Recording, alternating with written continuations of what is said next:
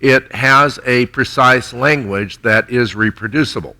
This has a precise language that's reproducible. It doesn't require that you be a math genius or a master energy dynamics genius. What it does require is that you're willing to play with the language and find out stuff. This work that I'm teaching you, it allows you to find out stuff, because you'll come up with combinations that you've never seen before, but then you start to look at the language, you'll start to understand the language and go, I know what that's saying.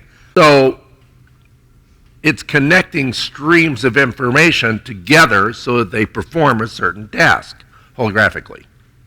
Okay? Very, very, very easy to do. That said, I want to just inspire you a little bit with Lisa. First of all, when I first started with Matrix about 7 years ago, it was really transformational. But this work, I will tell you, changes lives. And I'm a holistic practitioner, and I never know who's going to show up in my office. I've been working with a woman who is 83. She was diagnosed with lymphoma. When I met her, she was on 5 medications. She was on metformin. She was on metoprolol for her heart. I'm trying to remember the other medications now, it sort of escaped me. But she is no longer on anything. But what was really interesting, she was doing really, really well with the work, with the M.E.D things that I've done with her.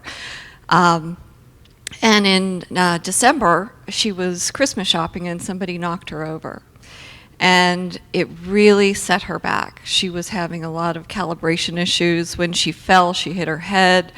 And just with the holiday, she wasn't able to get in to see me. After the last class, she came to see me. Now, remember, she's been diagnosed with non-Hodgkin's lymphoma. She has 2 masses in her neck, probably about the size of a small plum. And she came to see me and thought that maybe perhaps I could help her with the fall. So as I was working with the M.E.D things, in assisting her, I actually time traveled her back before the fall. And she said to me, she goes, "What's going on with my neck?" She said, "There's no lump on this side." And she said, "Put your finger there, put your finger there." And I said, "Pat, are you sure?" And I put my finger there and there was no lump. What was really interesting as we were talking about it, I kind of connected in with the guys and I sort of thought, she said, "Well, what about this one?" And I thought, this one wasn't meant to shift. And when I asked the guides why, they said there's a reason. And I found out later in the conversation that she had a doctor's appointment 2 days later. So it wasn't for me, but it was for the doctor to still have a frame of reference for what was there and what was not there. One of the interesting things in the conversation, and as her neck and everything else, received relief, and I just sort of tuned into, obviously there was a fight or flight response because of the fall. There was a lot of trauma associated with that. And as I worked through, the different steps of what showed up, really I was just guided, with what showed up. And I was holding the points on the head, which we're going to actually learn today, and talking to her. And she said, my shoulder's really been bothering me. And she said, "There's something interesting that's going on." And I said, "Well, let me just check the range of motion with your shoulder." I said, "What happened?" She said, 30 years ago I fell. And she said, "I've only ever been able to raise my arm about here." She had no range of motion here, no range of motion here, no range of motion there. So her husband was sitting across from me.